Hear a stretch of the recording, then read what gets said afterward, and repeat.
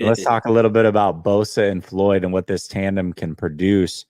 First of all, do you agree with this statement here, which is this is the best rushing tandem that they've had since Bosa's rookie year opposite of D Ford?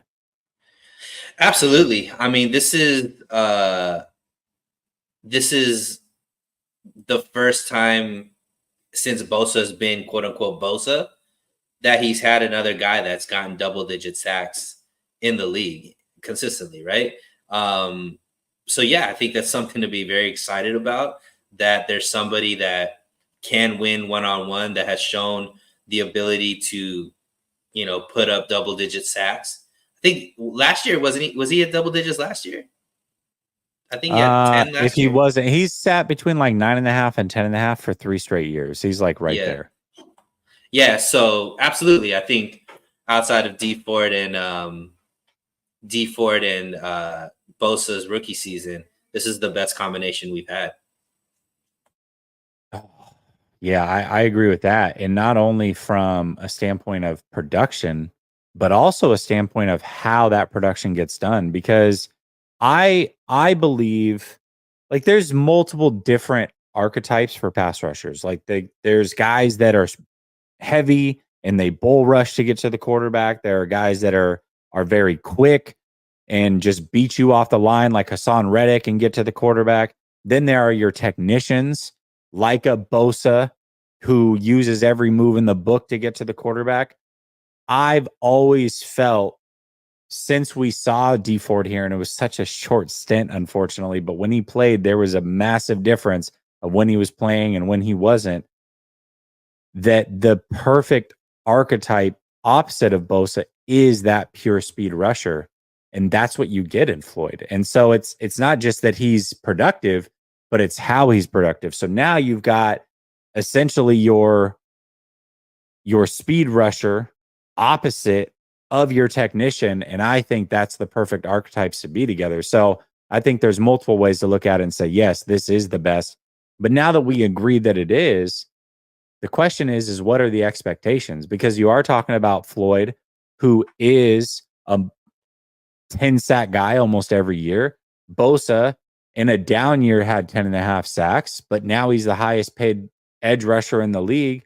What would you expect as far as a sack total from these two combined, assuming they play 17 games? Yeah, I'm looking for 25 and above between the two of them.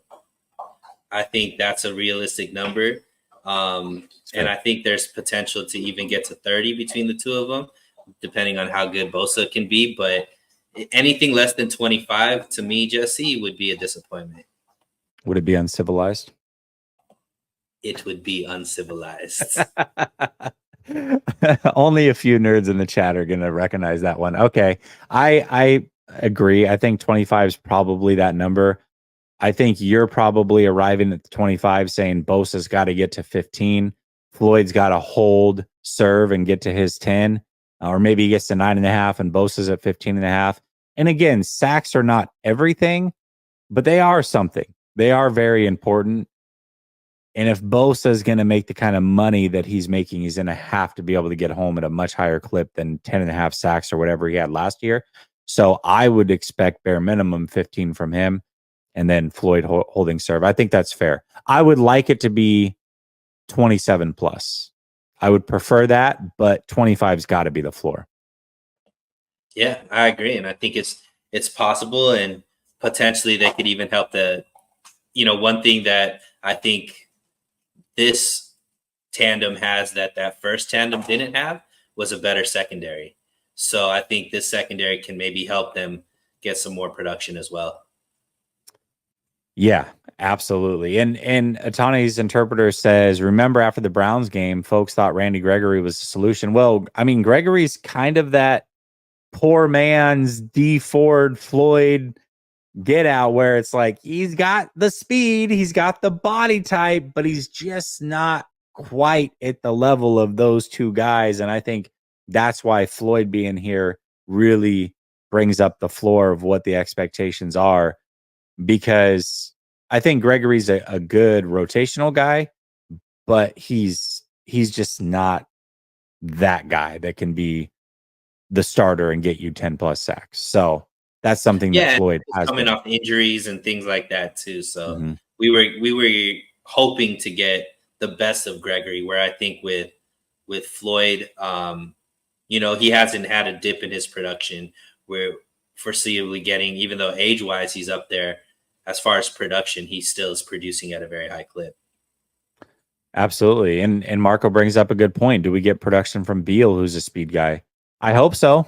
Yeah, I mean he's healthy, hopefully, finally. So, Yeah. and the one thing that I like about Bill is he's used to not being the guy and still getting production, because he was on that Georgia Yeah. defensive line where Good he point. was he was just the guy in the rotation, so he can get a high production without a lot of reps, which I think is going to be his role here in this system as well.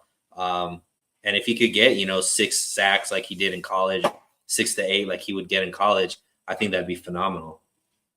Yeah, it doesn't have to be Beal. It could be Jackson. I mean, they both kind of fit that mold. One of them has to do something.